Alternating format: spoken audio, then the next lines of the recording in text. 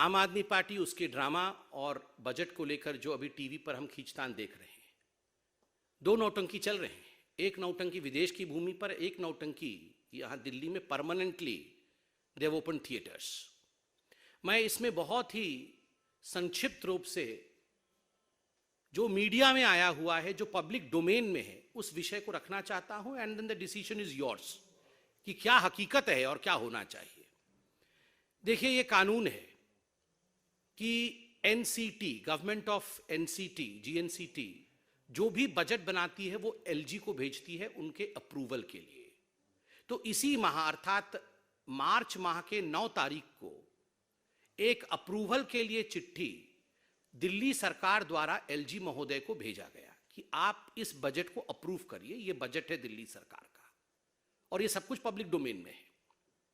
9 तारीख को उसको देखने के बाद तुरंत एलजी साहब ने उसमें 3-4 ऑब्जर्वेशंस, क्योंकि एलजी साहब का ये कानूनन अधिकार है कि वो अपने अधिकारों का प्रयोग करते हुए अपने ऑब्जर्वेशंस लिख सकते हैं। वो बाइंडिंग नहीं होता है, वो ऑब्जर्वेशंस होता है। तो लगभग 3 या 4 ऐसे ऑब्जर्वेशंस एलजी साहब ने उस पर लिखे। वो क्या ऑब्जर्वेशंस थे? वो ऑब्जर्वेशंस थे कि जो दिल्ली का कैपिटल आउटले है, कैपिटल आउटले का अर्थ क्या होता है?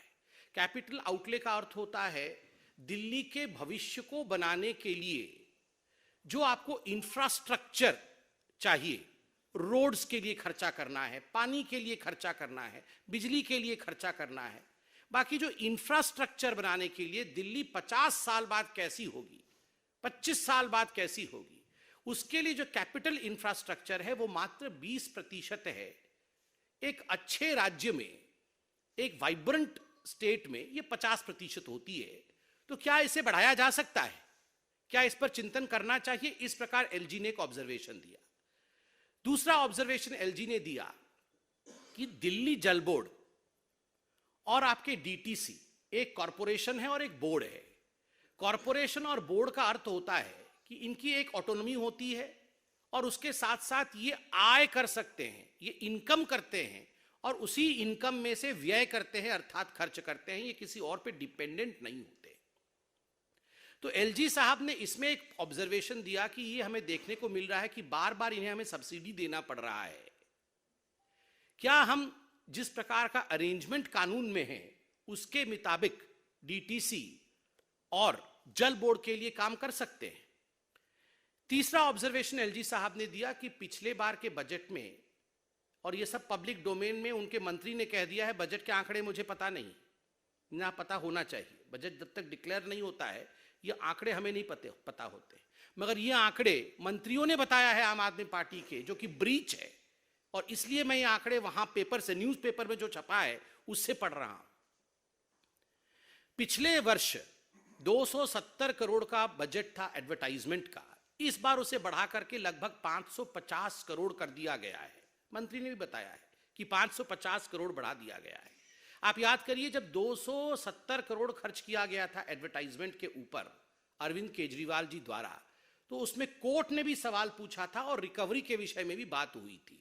तो स्वाभाविक रूप से एक सवाल पूछा गया कि क्या इतना पैसा एडवर्टाइजमेंट में खर्चा करना उचित होगा, या ये 550 करोड़ में से बहुत पैसा गरीबों के लिए यदि खर्चा किया जाए तो वो उचित होगा। ये तो मैं जनता जनार्दन पे छोड़ता हूं, पैसा हम अपने ऊपर खर्चा करें नेतागण या गरीबों के लिए खर्चा करें। और एक सवाल पूछा गया कि देखिए, नई गाड़ी एमएलएस के लिए खरीदी जाए, नए बंगलो उनके लिए बनाए जाए, उनके लिए बंगलो रिनोवेट किए जाए, उसके लिए दिल्ली सरकार के पास पैसा है मगर इंफ्रास्ट्रक्चर के लिए पैसा नहीं है। इस पर चिंतन करना चाहिए। आप बताइए, ये आम आदमी पार्टी वो पार्टी है जो, आप याद करिए, वो सीन तो मैं भूल ही नहीं सकता। जब शपथ ग्रहण में आए थे, एक ही ऑटो में कैसे सब लटक के आए थे, याद करिए। कोई पीछे लटका था, कोई आगे लटका था। बोल रहे थे हम कोई गाड़ी नहीं लेंगे, हम गाड़ी खरीदेंगे ही नहीं, हम जीवन भर ऑटो में चलेंगे। याद है ना सब आपको? और अभी सब अपने लिए गाड़ी खरीद लिए हैं, सब बंगलो इनका रिनोवेट चल रहा है। वो ऑटो पता नहीं कहीं नहीं दिख रही है अब, जिसमें सब लटक के, एक ही ऑटो में सब 4-5 लटके हुए थे कि हम सब, हमारे पास तो लैपटॉप भी नहीं है, हमारे पास तो गाड़ी भी नहीं है, हम सब उधारी से चल रहे हैं। और एलजी साहब ने पूछ लिया, भैया आपने, ठीक है अपने लिए गाड़ी खरीद ली, नहीं सब अच्छी बात है, मगर ये कुछ पैसे तो आप इंफ्रास्ट्रक्चर के लिए लगाओ। और अंत में एलजी साहब ने एक वाजिब प्रश्न पूछा है, आज भी न्यूज़पेपर में है, कि ये जो सेंट्रल स्कीम्स है, जैसे आयुष्मान भारत, आप सेंट्रल स्कीम्स का पूरा इस्तेमाल क्यों नहीं करते हैं? इसमें तो 100% पैसा आपको गवर्नमेंट ऑफ इंडिया से मिलेगा, क्योंकि आप यूनियन टेरिटरी हैं। बाकी स्टेट्स को कुछ 40% हिस्सा इत्यादि देना पड़ता है, मगर आप तो यूनियन टेरिटरी है, हम पूरा पैसा खर्चा करेंगे, सेंटर पूरा पैसा खर्चा करेगी, तो आप क्यों नहीं सेंट्रल स्कीम्स का इस्तेमाल करते हैं? ये 3-4 ऑब्जर्वेशंस के साथ एलजी साहब ने ये फाइल चीफ मिनिस्टर को भेजा, दिल्ली गवर्नमेंट को भेजा। फिर दिल्ली गवर्नमेंट ने इस फाइल को एमएचए के पास भेजा, मिनिस्ट्री ऑफ होम अफेयर्स, क्योंकि एक कानून है कि कोई भी बजट जब स्टेट का पारित होता है तो महामहिम राष्ट्रपति का एसेंट होना चाहिए, कंसेंट होना चाहिए, उनसे परमिशन लेना है। तो ये एमएचए के पास भेजा गया।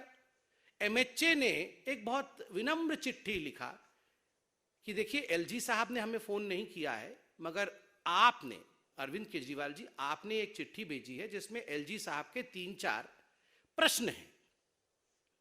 ये बाइंडिंग नहीं है, मगर उनके प्रश्न हैं तो अच्छा होगा, तो आप उसका उत्तर दे दीजिए, इसका क्या क्लैरिफिकेशन होगा वो भी लिख दीजिए बगल में, और आप उस प्रश्न को लिखकर यहां भेज दीजिए, उत्तर लिख के यहां भेज दीजिए। ये 17 तारीख को चिट्ठी MHA, ministry of home affairs से दिल्ली सरकार को मिल जाता है। 17 तारीख को चिट्ठी मिल गई थी दिल्ली सरकार को। 17 को दिल्ली सरकार कुछ नहीं करती है, अरविंद केजरीवाल जी उस चिट्ठी को दबा के बैठ जाते हैं। 18 तारीख को दिल्ली सरकार कुछ नहीं करती है, अरविंद केजरीवाल उस फाइल को दबा के बैठे हुए होते हैं। 19 तारीख को कुछ नहीं करते हैं, उस फाइल को दबा के बैठे हुए होते हैं। 20 तारीख को कुछ नहीं करते हैं, पूरा दिन दबा के बैठते हैं, और 20 तारीख को 9:30 बजे रात को ये चिट्ठी भेजते हैं। 20 तारीख को 9:30 बजे चिट्ठी भेजते हैं और 10 बजे एलजी साहब ने हस्ताक्षर कर दिए। देखिए, नन ऑफ दीज, जो भी रिकमेंडेशन एलजी देते हैं, ये कोई बाइंडिंग नहीं है, ये एक प्रक्रिया है, यही डेमोक्रेसी है। उसमें उन्होंने अपना सुझाव दिया है, उस सुझाव पे आप अपनी प्रतिक्रिया दीजिए, क्योंकि यहां पर कोई माई बाप नहीं है, माई बाप जनता है। यहां पर कोई राजाधिराज नहीं है कि मैंने जो बोल दिया वो सही है, मुझसे सवाल नहीं पूछा जाएगा। कुछ सवाल पूछे जाएंगे, भैया आप इतने करोड़ों रुपए एडवर्टाइजमेंट पे खर्च कर रहे हो, करने चाहिए नहीं करने चाहिए, क्यों नहीं पूरा पैसा आपको आयुष्मान भारत का मिल रहा है, लीजिए ना, गरीबों को आप डबल बेनिफिट दीजिए ना थोड़ा। ये सवाल पूछने में क्या हर्ज है, आप उसमें उत्तर दे देते। तो स्वाभाविक रूप से ड्रामा ड्रामा ड्रामा।